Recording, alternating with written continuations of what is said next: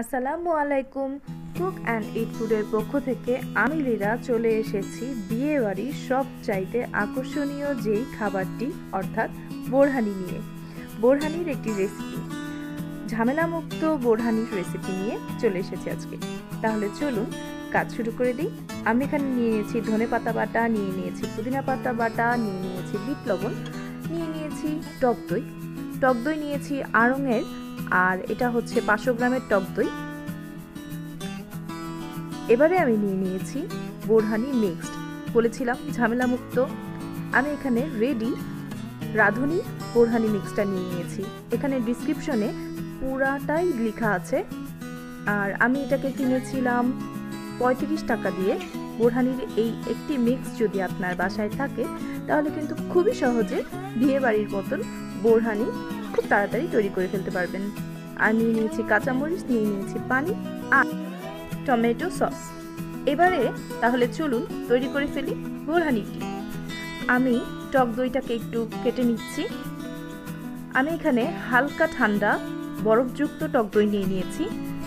এখানে আমি পুরো 500 গ্রাম টক দই ব্যবহার করছি। আমার টক দইটা একটু বরফ জমানো। আপনারা যদি চান নর্মাল টেম্পারেচারে থাকা টক দইও ব্যবহার করতে পারেন। আমি এখানে আড়ংয়ের টক দই ব্যবহার করেছি, তাই বলে যে আপনাকেও এটাই ব্যবহার করতে হবে এমন কোনো কথা নেই। আপনি যে কোনো ব্র্যান্ডের টক দই ব্যবহার করতে পারেন, অথবা আপনার ঘরের তৈরি টক দইও ব্যবহার করতে পারেন। এবারে আমি দিয়ে দিচ্ছি ধনেপাতা বাটা। এখানে 3 টেবিল চামচ আছে। আর আমি খুব বেশি করে পানি দিয়ে এটাকে ব্লেন্ড করে নিয়েছি, তাই এটা একটু পাতলা দেখাচ্ছে। এবারে দিয়ে দিচ্ছি পুদিনা পাতা বাটা। এটা হচ্ছে 4 টেবিল চামচ। ধনে পাতার চাইতে পুদিনা পাতার মিক্সটা একটু বেশি পরিমাণে দিতে হবে। এবারে এখানে প্রায় 1 কাপের মতন পানি দিয়ে দিচ্ছি। এবারে আমি দিয়ে দিচ্ছি টমেটো সস। টমেটো সসটা কিন্তু খুবই জরুরি। অনেকে টমেটো সসটা দিতে চান না, তবে টমেটো সসটা যদি দেন তাহলে কিন্তু টেস্টটা অনেক ভালো আসে। আর এটা ডিসক্রিপশনে মানে আমরা যেই মিক্সড দিয়ে আমরা আজকে যেই বোরহানিটি তৈরি করছি সেখানেও কিন্তু লেখা আছে টমেটো সস দেওয়ার কথা। এবারে দিয়ে দিচ্ছি বিট লবণ। বিট লবণেরটা খুবই সামান্য, যেহেতু আমরা আমাদের প্যাকেটে সম্পূর্ণ মশলা একত্রে দেওয়া আছে, তাই আমি এখানে খুব বেশি পরিমাণে লবণ দিলাম না। আর হ্যাঁ, এখানে যেই মশলাটা আমি দিচ্ছি প্যাকেট অনুযায়ী কিন্তু লেখা আছে যে 6 জন এই একটি প্যাকেটের মশলা দিয়ে যে 6 জনের জন্য পর্যাপ্ত পরিমাণে বোরহানি তৈরি করা যাবে। তবে আমার মতে, আমার টেস্ট অনুযায়ী এত বেশি মশলা দিলে কি হয়, অনেক বেশি ঝাল হয়ে যায়, যেটা খাওয়া যায় না। তাই আমি এখানে প্রায় 2 টেবিল চামচের থেকে একটু বেশি মশলা দিয়েছি, অর্থাৎ 2.5 টেবিল চামচের মতন মশলা আমি এখানে ব্যবহার করেছি। দিয়ে দিয়েছি কাঁচামরিচ, আর একটুখানি পুদিনা পাতা ছিল সেটাও দিয়ে দিলাম। এবারে এই সব কিছুকে ব্লেন্ডারে ব্লেন্ড করে নিতে হবে। আমরা একটু ব্লেন্ড করে নিই, কয়েক মিনিট একটু ব্লেন্ড করে নিলেই কিন্তু আমাদের বোরহানির মিক্সটি হয়ে যাবে।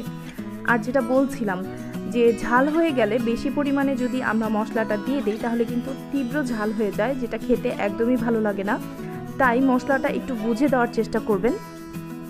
মশলা বেশি দিলে এটা খেতে একদমই ভালো লাগে না।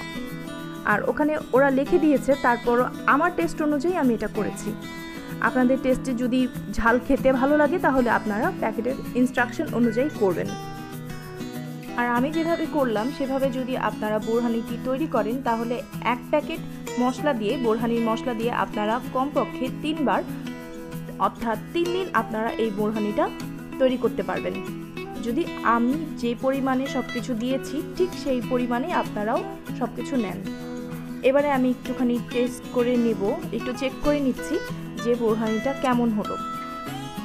এটাকে একটু চামচ দিয়ে নেড়ে একটু টেস্ট করে নিচ্ছি, কারণ লবণ এবং সব কিছু ঠিক আছে কিনা। আমার মনে হচ্ছে এটা একটু ঝাল হয়ে গেছে, যেহেতু আমি 3টা কাঁচামরিচ দিয়েছি, তাই আমি এখানে একটু চিনি অ্যাড করে নিচ্ছি।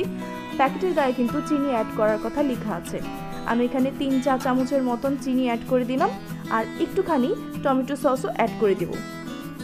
তাহলে সব মিলে দাঁড়ালো আমি প্রায় 3 টেবিল চামচের মতন টমেটো সস ব্যবহার করেছি। আমি প্রথমে বলেছিলাম 2 টেবিল চামচের মতন আমি টমেটো সস দিয়েছি। এবারে আর এটাকে ব্লেন্ড করব না, এটাকে একটু চামচ দিয়ে নেড়ে চেড়ে দিলেই কিন্তু হয়ে যাবে।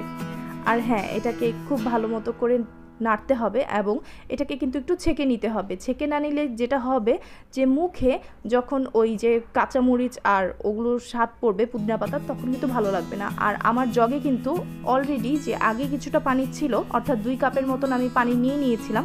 সেই 2 কাপ পানির মধ্যে প্রথমে 1 কাপ পানি ব্লেন্ডারে দিয়েছিলাম এবং বাকি যে 1 কাপ পানি ছিল সেই পানির ভিতরেই কিন্তু আমি এই যে বোরহানির যেই মিক্সটা আমরা তৈরি করে ফেললাম সেটাকে ঢেলে দিয়েছি। কারণ অতিমাত্রায় ঘন হয়ে গেলেও কিন্তু খেতে ভালো লাগবে না। আর যেহেতু আমার বোরহানির জন্য যে টক দইটা আমি নিয়েছি সেটা একটু বরফ জমা ছিল, তাই আমি প্রথমেই সব কিছু পানি বেশি পরিমাণে দেইনি। তবে হ্যাঁ, আপনারা যদি চান যে পরবর্তীতে নর্মাল টেম্পারেচারে থাকা দই ব্যবহার করবেন, তাহলে পরবর্তীতে অবশ্যই বোরহানিটি তৈরি করে একটু ফ্রিজে রেখে ঠান্ডা করে নেবেন, তাহলে খেতে অনেক বেশি ভালো লাগবে। আর যদি আমার মতো হালকা বরফযুক্ত দই দিয়ে করেন তাহলে আর ফ্রিজে রাখতে হবে না, এটা অনেকক্ষণ সময় ধরে ঠান্ডা থাকবে। আর অবশ্যই খুবই জরুরি অংশ যেটা হচ্ছে একটা ছাঁকনির সাহায্যে এটাকে ছেঁকে নেবেন। তাহলে ছেঁকে নিয়ে হালকা পরিবেশন করে আপনাদের সামনে উপস্থিত হচ্ছি। অবশ্যই কিন্তু এটাকে একবার টেস্ট করে নেবেন। টেস্ট করে নিলে আপনি আপনার স্বাদ অনুযায়ী সব কিছু অ্যাডজাস্ট করে নিতে পারবেন। হয়ে গেল আমার বোরহানি। এই রাঁধুনি মিক্স বোরহানি প্যাকেট দিয়ে আমি খুব সহজেই বিয়েবাড়ির মতন বিয়েবাড়ির স্বাদে বোরহানি তৈরি করে ফেললাম ঘরেই। কোনো ঝামেলা ছাড়া এই বোরহানিটি তৈরি করে ফেলতে পারবেন। আশা করছি আজকে আমার এই ভিডিওটি ভালো লেগেছে। ভালো লাগলে অবশ্যই আমার এই ভিডিওতে একটা লাইক দিবেন এবং আমার চ্যানেলটিকে সাবস্ক্রাইব করে আমার পাশেই থাকবেন। আর বেল আইকনটিতে প্রেস করতে ভুলবেন না।